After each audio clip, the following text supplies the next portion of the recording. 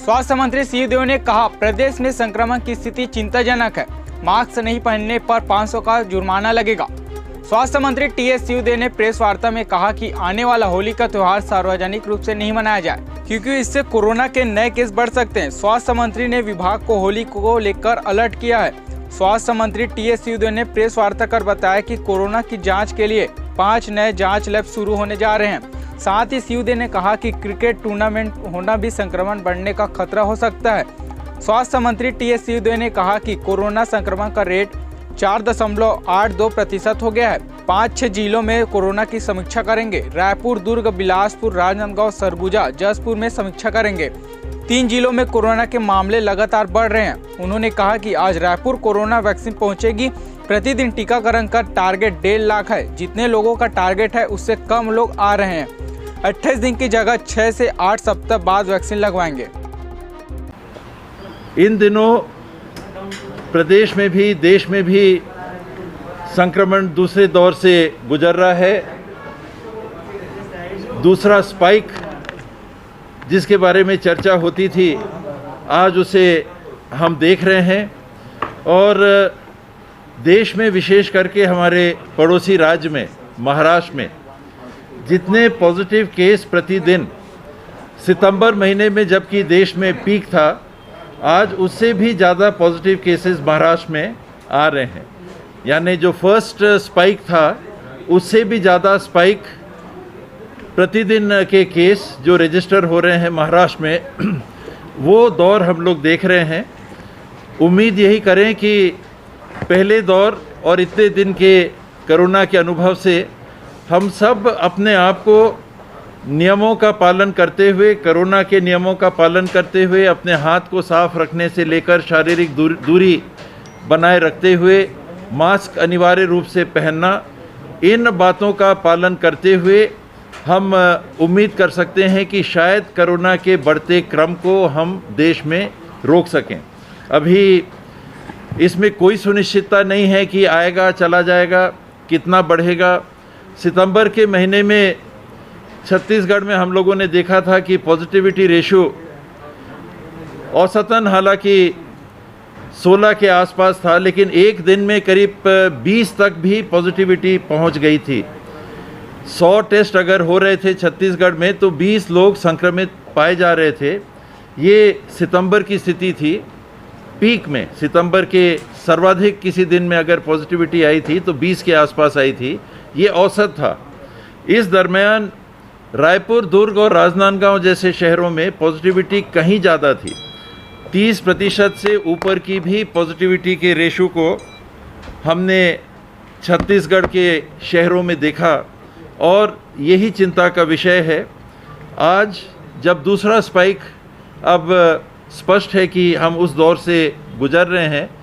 हमारा पॉजिटिविटी जो मार्च महीने में पहले सप्ताह में 0.99 था, यानी हर 100 लोगों के टेस्ट होने पे एक व्यक्ति संक्रमित पाए जा रहे थे।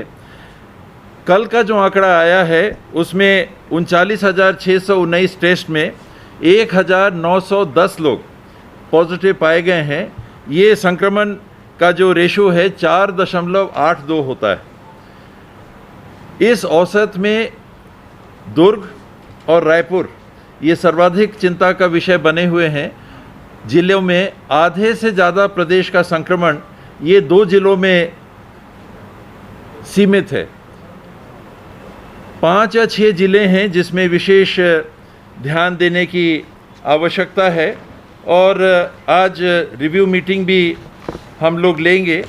और रिव्यू मीटिंग में जो दिख रहा है 21 तारीख के आंकड़ों के हिसाब से दुर्ग में पॉजिटिविटी 26.70 था।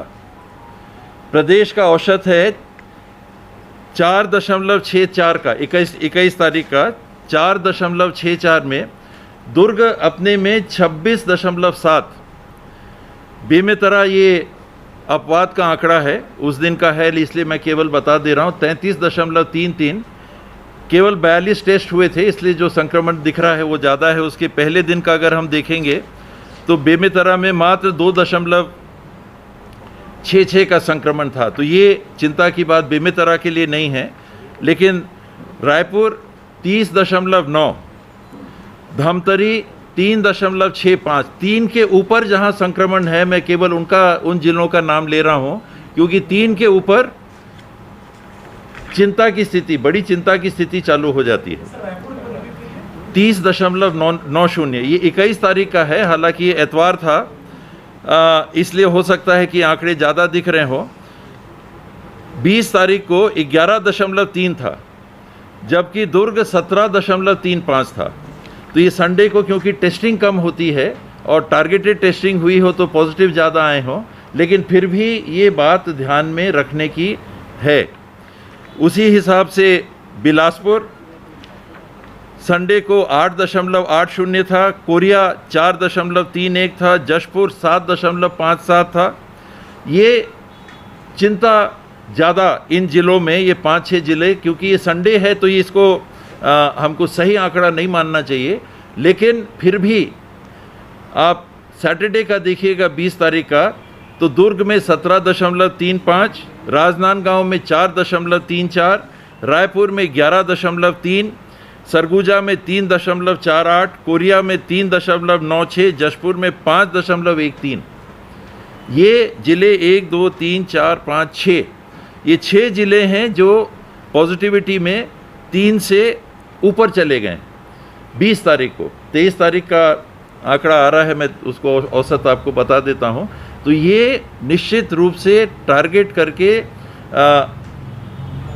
चिंता रखते हुए एक्शन लेने की विभाग को और सरकार को आवश्यकता बनी हुई है। टेस्टिंग को लेके भी, वैक्सीनेशन को लेके भी जो चर्चाएं हैं, आज करीब 5,60,000 व्यक्तिगत डोज आज हवाई जहाज़ से आ जाने चाहिए, इंडिगो की फ़्लाइट से उनको आना है। उसके पहले हमारे पास 2 दिन के वैक्सीनेशन का स्टॉक बचा हुआ था। औसतन 70 से 80 हज़ार ही हम अभी वैक्सीनेशन कर रहे हैं, सप्लाई को भी देखते हुए, और करीब 17,35,000 वैक्सीन के डोज, ये 5,26,000 जो आ रहे हैं इसके पहले छत्तीसगढ़ को मिल चुके थे। और जो 3,381 वैक्सीनेशन साइट्स हम लोगों ने चिन्हांकित की हैं, उनमें अभी लगभग 1,500 में ही काम चल रहा है। एक दिन का टारगेट करीब 1.5 लाख का हम लोग रखते हैं, 1,30,000, 1,40,000, 1,50,000। इस टारगेट के विरुद्ध में नागरिक कम आते हैं। हर साइट में अगर हम 100 का टारगेट रखते हैं तो औसतन 50 से 60 लोग ही आते हैं वैक्सीन लगाने के लिए। उनका जो दिन रहता है उस दिन के हिसाब से जो हमारी बाध्यता हो जाती है कि उससे ज़्यादा लोगों को नहीं लगा पाते, क्योंकि ऑनलाइन रिकॉर्ड भी रखना होता है। तो इन परिस्थितियों में 70 से 80 हज़ार अभी वैक्सीनेशन हो रहा है।